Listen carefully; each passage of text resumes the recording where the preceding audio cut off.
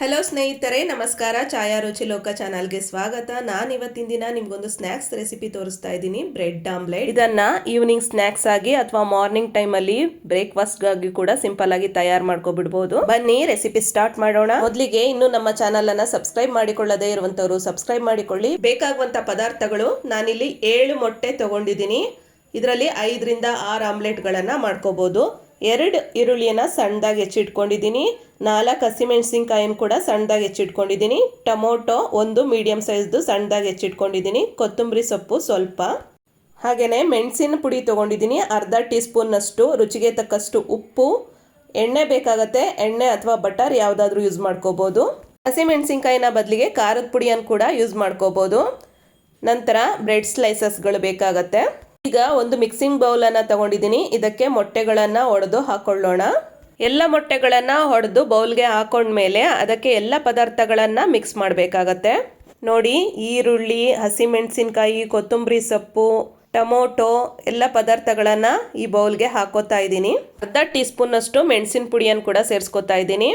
ಇದು ಆಪ್ಷನಲ್ಲು, ಇಲ್ಲದೆ ಹಾಗೆ ಕೂಡ ಮಾಡ್ಕೋಬೋದು. ಆದರೆ ಮೆಣಸಿನ ಪುಡಿ ಹಾಕಿದರೆ ರುಚಿ ತುಂಬಾ ಚೆನ್ನಾಗಿರುತ್ತೆ. ನಂತರ ರುಚಿಗೆ ತಕ್ಕಷ್ಟು ಉಪ್ಪು, ಒಂದು ಚಿಕ್ಕ ಸ್ಪೂನಲ್ಲಿ 1 ಸ್ಪೂನಷ್ಟು ಉಪ್ಪನ್ನು ಹಾಕೋತಾ ಇದ್ದೀನಿ. ಅದನ್ನು ಎಗ್ ಬೀಟರ್ ಇರುತ್ತಲ್ಲ, ಅದರಲ್ಲಿ ಚೆನ್ನಾಗಿ ಮಿಕ್ಸ್ ಮಾಡ್ಕೊಳ್ಳೋಣ. ಇದನ್ನು ಚೆನ್ನಾಗಿ ಮಿಕ್ಸ್ ಮಾಡ್ಕೊಳ್ಬೇಕಾಗತ್ತೆ. ಅದು ನೊರೆ ಬರಬೇಕು, ಅಲ್ಲಿವರೆಗೂ ಕೂಡ ಅದನ್ನು ಚೆನ್ನಾಗಿ ಒಂದ್ಸಲ ಮಿಕ್ಸ್ ಮಾಡ್ಕೋಬೇಕು. ಇದಕ್ಕೆ ಹಾಕಿದಂಥ ಪದಾರ್ಥಗಳಾದ ಈರುಳ್ಳಿ, ಟೊಮೊಟೊ, ಕೊತ್ತಂಬರಿ ಸೊಪ್ಪು ಎಲ್ಲ ಕೂಡ ಜಾಸ್ತಿ ಇದ್ದರೆ ಚೆನ್ನಾಗಿರುತ್ತೆ. ಅಂದರೆ ಮೊಟ್ಟೆ ಜಾಸ್ತಿಯಾಗಿ ಪದಾರ್ಥಗಳು ಕಡಿಮೆ ಆಗಬಾರ್ದು.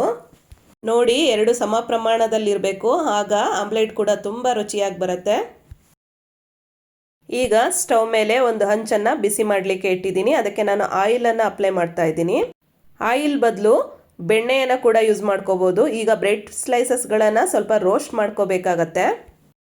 ನಾನೀಗ ಇದಕ್ಕೆ ಸ್ವಲ್ಪ ತುಪ್ಪವನ್ನು ಹಾಕ್ತಾ ರೋಸ್ಟ್ ಮಾಡ್ತಾ ಇದ್ದೀನಿ. ತುಪ್ಪ ಬೇಡ ಅನ್ನೋ ಅಂಥವ್ರು ಎಣ್ಣೆಯಲ್ಲೇ ರೋಸ್ಟ್ ಮಾಡ್ಕೋಬೋದು.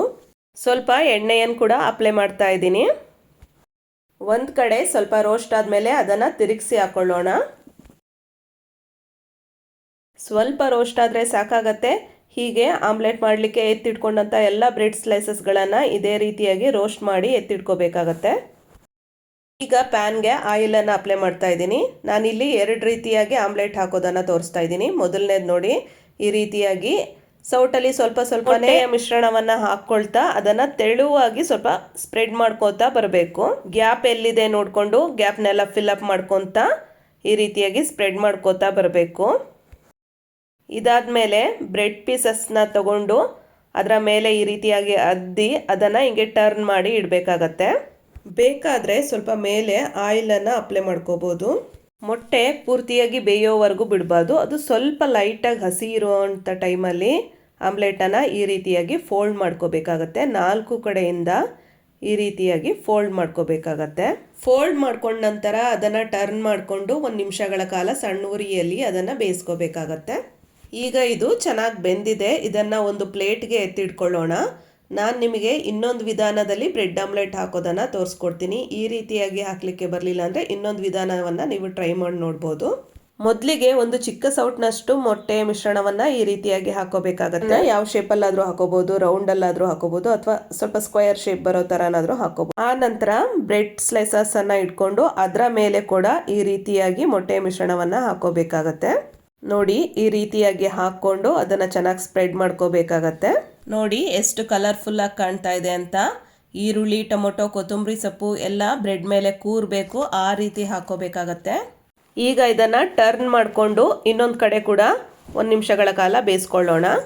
ನೋಡಿ, ಈ ವಿಧಾನದಲ್ಲಿ ಅತ್ಯಂತ ಸುಲಭವಾಗಿ ಆಮ್ಲೆಟ್ ತಯಾರು ಮಾಡ್ಕೋಬೋದು. ನೋಡಿ, ಈ 2 ವಿಧಾನದಲ್ಲಿ ನಿಮಗೆ ಇಷ್ಟವಾದಂಥ ಯಾವ ವಿಧಾನವನ್ನಾದರೂ ಕೂಡ ಬಳಸ್ಕೊಂಡು ಮಾಡ್ಕೋಬಹುದು.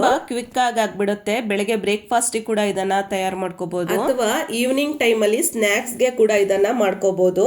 ನಂತರ ಆಮ್ಲೆಟ್ ಅನ್ನ ಈ ರೀತಿಯಾಗಿ ಮಧ್ಯದಲ್ಲಿ ಕಟ್ ಮಾಡ್ಕೊಂಡ್ರೆ ತಿನ್ಲಿಕ್ಕೆ ಕೂಡ ತುಂಬಾನೇ ಚೆನ್ನಾಗಿ ಅನ್ಸುತ್ತೆ. ನೋಡಿದ್ರಲ್ಲ ಸ್ನೇಹಿತರೆ, ಬ್ರೆಡ್ ಆಮ್ಲೆಟ್ ನ ಮನೆಯಲ್ಲೇ ಎಷ್ಟು ಈಸಿ ಸ್ಟೆಪ್ ಗಳನ್ನ ಫಾಲೋ ಮಾಡೋ ಮೂಲಕ ತಯಾರು ಮಾಡ್ಕೋಬಹುದು ಅಂತ.